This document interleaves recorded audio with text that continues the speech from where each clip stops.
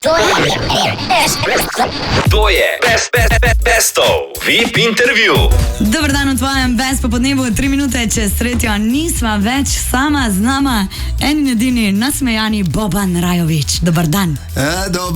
Dobar dan, ja sam Boban, ali nisam više piroman.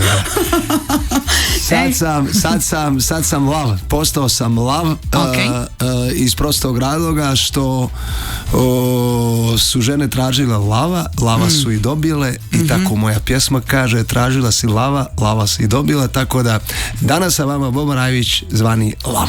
Danes sem nekaj googlala, ne? In jaz sem najdla en komad, ki si ga naredil 9 let nazaj. Pa bi samo rada, da se spomniš na to in da se spomniš na ta videospot. A prav? Na koji videospot?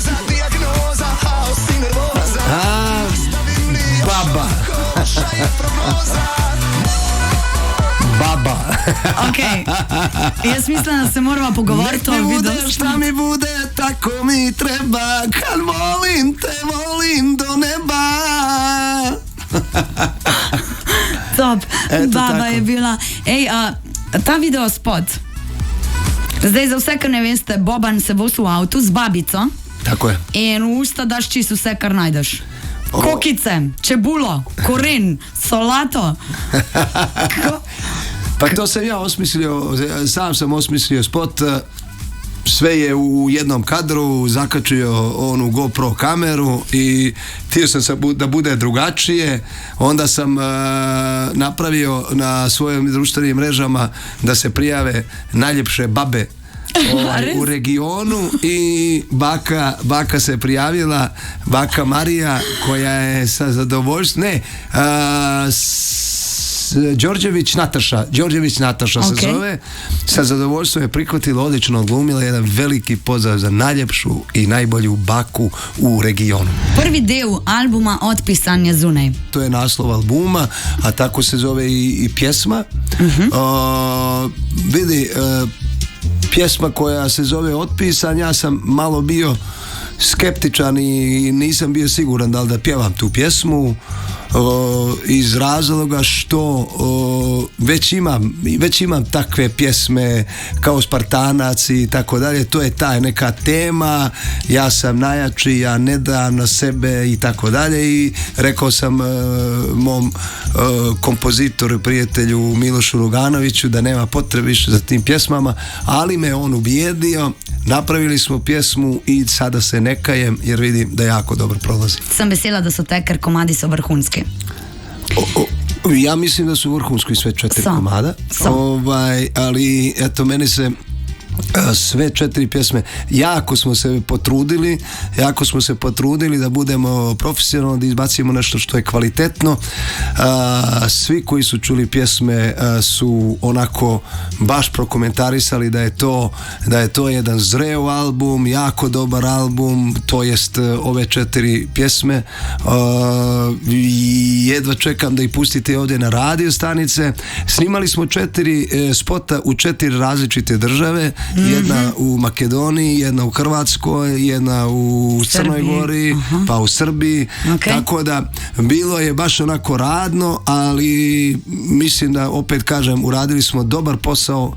Kad kažem mi, to jeste Andrija i ja, bili smo jako fokusirani i ubijeđen sam da moje drugo polovrijeme počinje baš onako kako sam ga zamislio. Kje je Slovenija?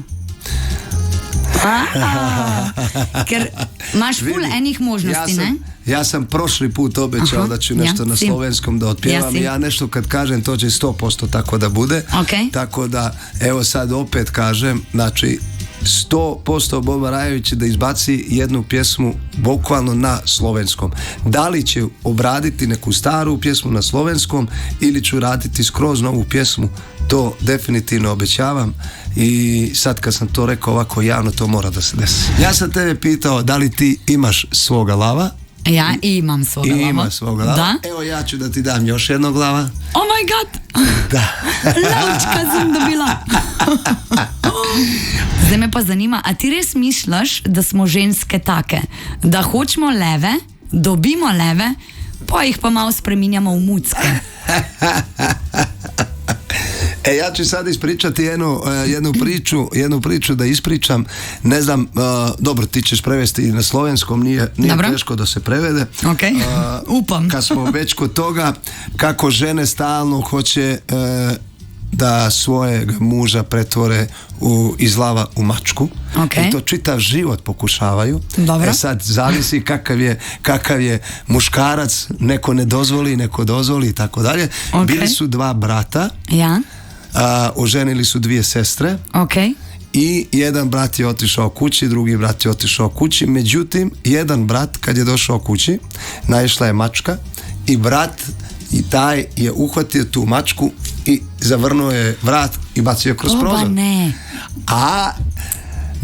I od tada je žena vidjela da je on opasan i nikad nije smjela ništa da mu kaže, bila je dobra, kuvala kafu, slušala sve. Ne. A drugi brat je postao neko ko je sve slušao ženu i onda je otišao kod brata i kaže: kako se ti u braku snalaziš? Kaže: pa ja super, top. Kaže: žena me sve sluša, sve super. Kaže: pa kako to? Pa kaže: kad sam došao, odmah došla neka mačka, ja to samo bacio kroz prozor i ona se prepala. I onda se taj brat vratio kući kod svoje žene, došla mačka i on krenuo da isto radi i ona kaže: kasno ti je sad, to sam trebao prvi dan da radiš. Hvala ti lepa što si došao, znam da žuriš, ideš sad u Split. Hvala vama na gostoprimstvu, zaista hvala vama i jedan veliki poljubac za sve vaše slušateljke, jedan veliki topli zagrljaj za sve vaše slušalce. Pozdrav vama dvijama ovdje, lijepim damama, hvala vam što me svaki put ovako ugostite. Nadam se da će vaši slušalci da zavole moje pjesme i budite dobri, volite se, ljubite se i slušajte pjesme Bobana Rajovića.